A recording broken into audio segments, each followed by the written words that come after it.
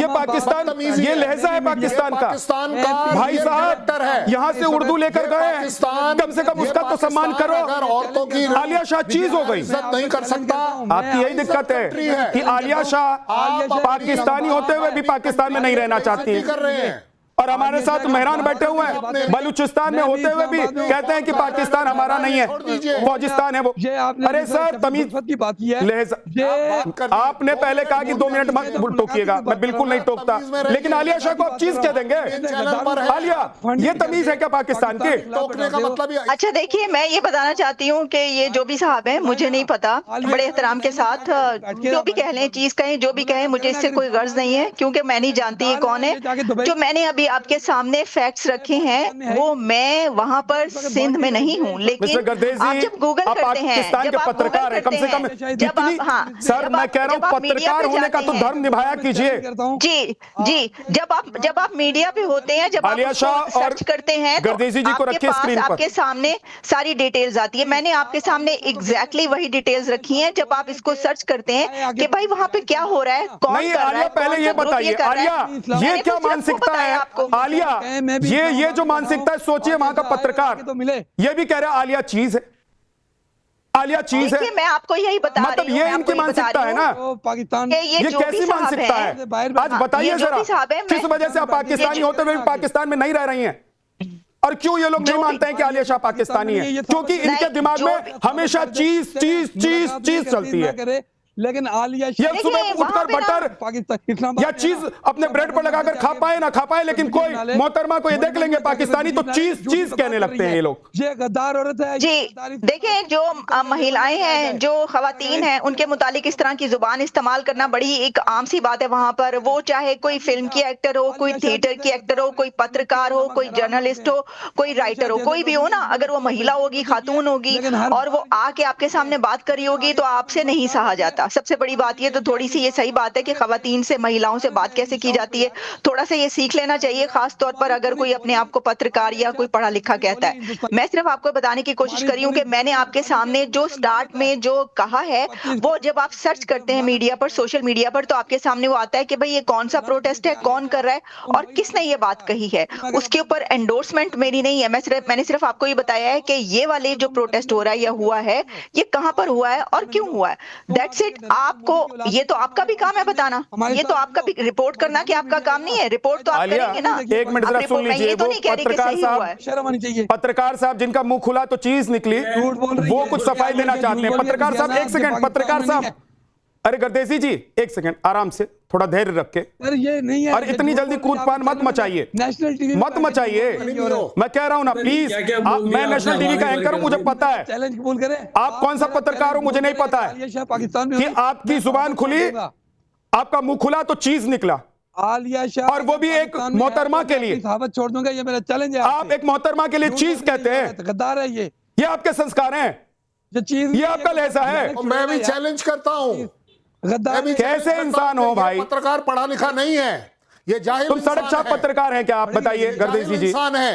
हम तो ये सोचकर आपको बिठाते हैं कि नहीं ये पत्रकार है, इनमें बुद्धि विवेक समझ सब कुछ होगी, लेकिन मुझे क्या पता था कि एक महिला को जवाब देने के लिए आपका मुंह खुलेगा, आपकी जुबान खुलेगी तो चीज बोलेंगे आप। ये तरीका, यही पाकिस्तान है, यही पाकिस्तान है। कर्नल दिनेश नैने जी आ रहा हूं, शैलेंद्र सर आ रहा हूं आपके पास। कर्नल दिनेश नैने जी, पत्रकार मुंह खोलता है तो चीज बोलता है महिला को। आर्मी प्रमुख सारी शक्तियां इसलिए हासिल कर लेता है कि वो सबको दबा सके, मार सके, मिटा सके, जिसको वो पसंद नहीं करते हैं। और इनका प्रधानमंत्री शहबाज शरीफ, इनका प्रधानमंत्री शहबाज शरीफ महिला अपनी धुन में घूमता है, विदेश से और वर्ल्ड बैंक से पैसा लेकर आता है और उसे गप कर जाता है। कैसे करें? तो ऐसे मुल्क के लोग भारत के प्रधानमंत्री नरेंद्र मोदी को आवाज नहीं लगाएंगे तो कहां जाएंगे? उनको पता है कि अगर कोई हमारी नैया पार लगा सकता है तो वो पीएम मोदी है।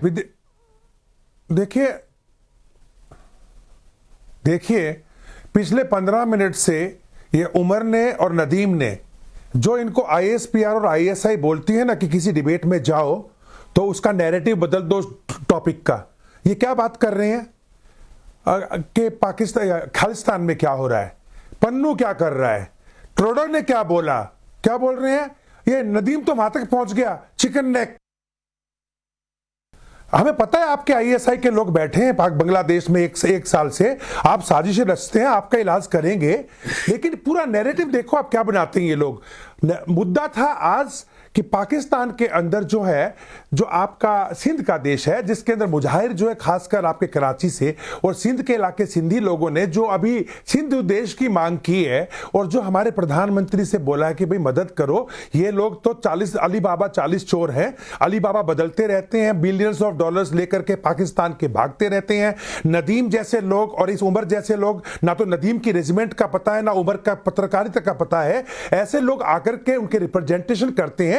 एक साजिश है पाकिस्तान के अंदर जो 70 साल से सेना रच रही है। इस साजिश के अंदर जितने भी है पीपीपी वाले हैं, नून लीग वाले हैं, ये ऐसे पत्रकार हैं, ये लोग मिलकर के इस जनता के साथ में अत्याचार कर रहे हैं, इनको दबा के रखा हुआ है। और अब जब पीटीआई जैसी पार्टी एक बहुमत के साथ, एक पूरे जोश के साथ जनता की आवाज बन के ऊपर उठने की कोशिश कर रही है, तो इमरान खान को पागल को घोषित करने की कोशिश में लग गया मुनीर। और ऊपर से अब आप ये नदीम भी जानता है, अब अभी का 14वां परीक्षण सफल बता दिया, हवा में फट गई है मिसाइल, समैश एंटी शिप मिसाइल हवा में फट गई है, शिप टूटते दिखा रहे हैं। मिसाइल की बात कर रहे हैं, ये देखिए पाकिस्तान से एक और कोट पढ़ के सुना देता हूं सर।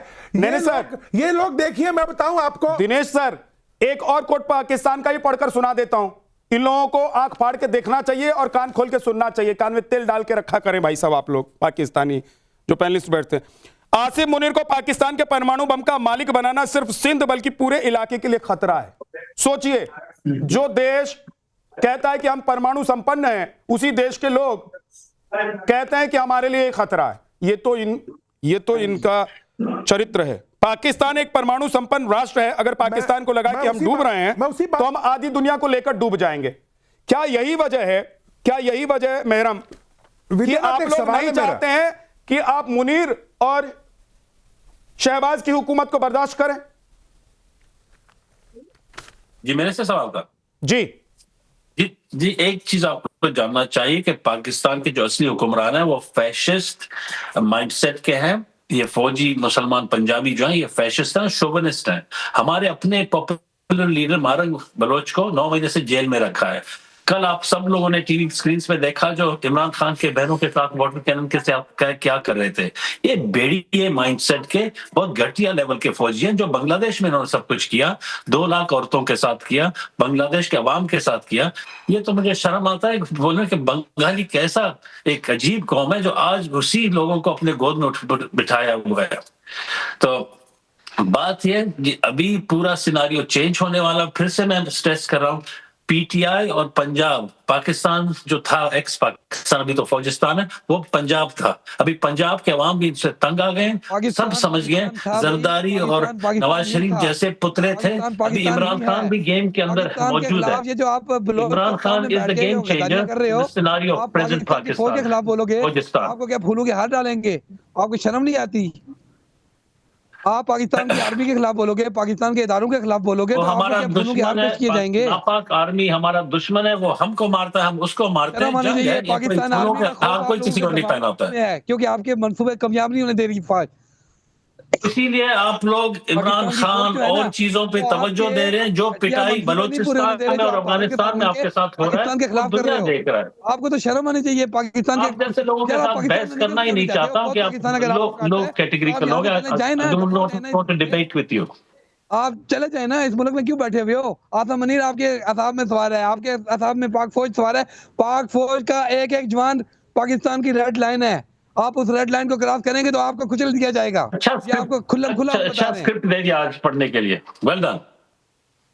यही कुचलने वाली मानसिकता आप लोगों को कुचल रही है सैयद उमर गर्देजी के लोग। यही कुचलने वाली मानसिकता आप लोगों को कुचल रही है। और लिखकर रख लीजिए, अगर ये कुचलने वाली मानसिकता आप लोगों की नहीं बदली तो आप लोग पिस जाएंगे, क्या किया हुआ है, धूल हो जाएंगे, आजादी चाहते हैं, फिर ढूंढते रह जाएंगे नक्शे पर कि पाकिस्तान कहाँ है, पाकिस्तान कहाँ है। नागालैंड आपसे आजादी, और आज मणिपुर, आज जो आप कह रहे हैं ना, ठीक है, कि मेहरान अगर कुछ बोलेंगे तो उनको कुचल दिया जाएगा।